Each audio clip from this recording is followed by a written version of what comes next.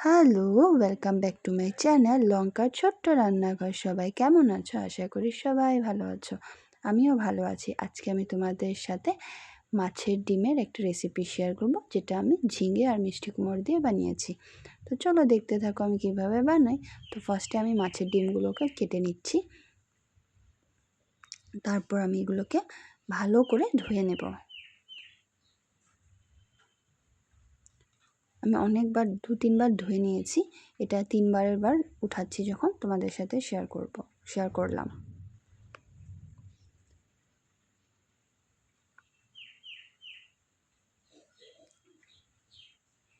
ডিমগুলো পুরো ক্লিন হয়ে গেছে। এখন আমি নুন হলুদ দিয়ে এটাকে মেখে নেব।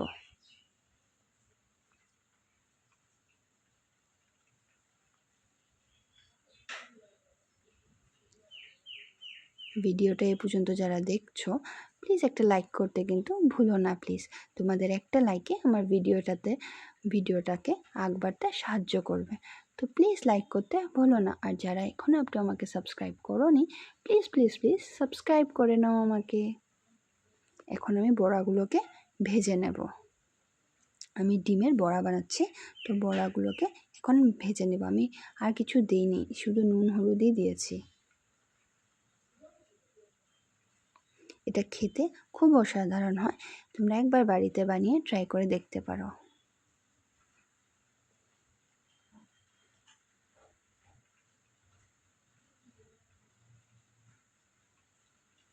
আমি এটা রিফাইন তেলে ভাজছি। আর রিফাইন তেলটা আমি আগে ফার্স্টে পুরো গরম করে এখন স্টিমটা লো করে দিয়েছি গ্যাসের।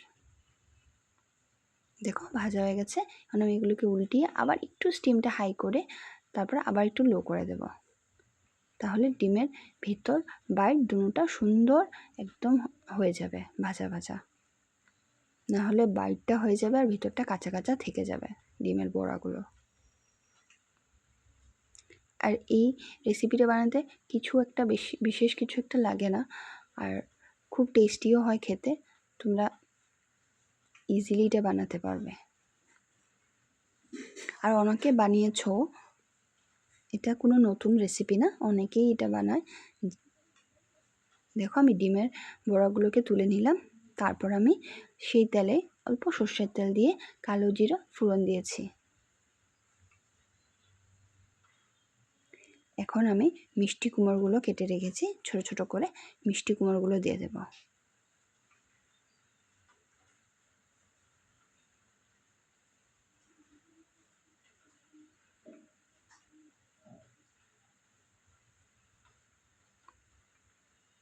মিষ্টি কুমড়োগুলোকে একটু ভাজা ভাজা করে নেব। আর যেহেতু এটা অল্প নরম করে নেব মিষ্টি কুমড়োগুলোকে।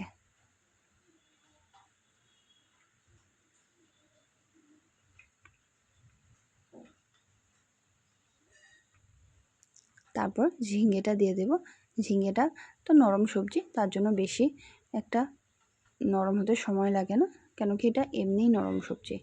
তো ঝিঙেগুলো দিয়ে দিলাম। এখন আমি আর একটু ভাজা ভাজা করে নেব।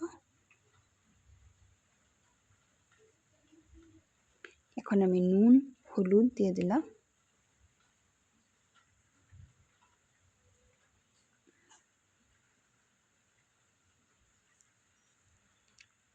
এখন পর্যন্ত আমি কোনো মশলার ব্যবহার করিনি, শুধু কালো জিরাটা ফোড়নে দিয়েছি আর নুন হলুদ দিয়েছি।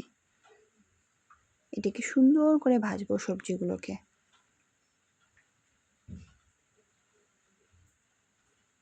আর প্লিজ প্লিজ প্লিজ তোমরা পুরো ভিডিওটা দেখো, না হলে তোমরা বুঝতেই পারবে না কিভাবে আমি কি করলাম। তারপর আমি সামান্য জল দিয়ে দিয়েছি। দেখো সুন্দর ভাজা হয়ে গেছে। সবজিগুলো সব নরম হয়ে গেছে, মিষ্টি কুমড়ো ঝিঙে সব নরম হয়ে গেছে। এখন আমি বড়াটা দিয়ে দিলাম, মাছের ডিমের বড়াটা। এখন যেটা সবজি দিয়েছিলাম তার সাথে বড়াটাকে সুন্দর করে একটু ভেজে নেব। আমি এটা তো ভাজাই অলরেডি, বাট তাও একটু সুন্দর করে নাড়াচাড়া দিয়ে নিচ্ছি আমি। তারপর আমি একটা পেস্ট করেছি মশলার, সেটাতে আমি দিয়েছি কাজু পোস্ত চারমগজ আর সামান্য সর্ষে দিয়ে পেস্ট করে রেখেছি। দেখো পেস্টটা দিয়ে তারপর আমি বাটি ধোয়া জলটা দিয়ে দিলাম। এটা আমি বেশি ঝোল করব না, ড্রাই রাখবো, তার জন্য খুব একটা বেশি জল দেব না আমি। দেখো দেখতে কি টেস্টি লাগছে, মনে হচ্ছে এখান থেকেই খেয়ে নেই। এটা সত্যি অসাধারণ হয়েছিল, তোমরা একবার বাড়িতে ট্রাই করে দেখতে পাই। এখন আমি সামান্য চিনি দিয়ে দিলাম। আর এই জিনিসটা একটু মিষ্টি মিষ্টি হলে ভালো হয় খেতে। দেখো কোন সুন্দর করে আমি নাড়াচাড়া দিচ্ছি, আর এটা বয়েলও এসে গেছে, মশলাটাও কুক হয়ে গেছে হবে। এখন আমি ঢাকা দিয়ে দেব। ঢাকা দিয়ে বেশি সময় রাখবো না, 2-3 মিনিট রেখেছি। এই যে ঢাকাটা তুলে নিলাম, দেখো আমার এটা রেডি হয়ে গেছে কিন্তু।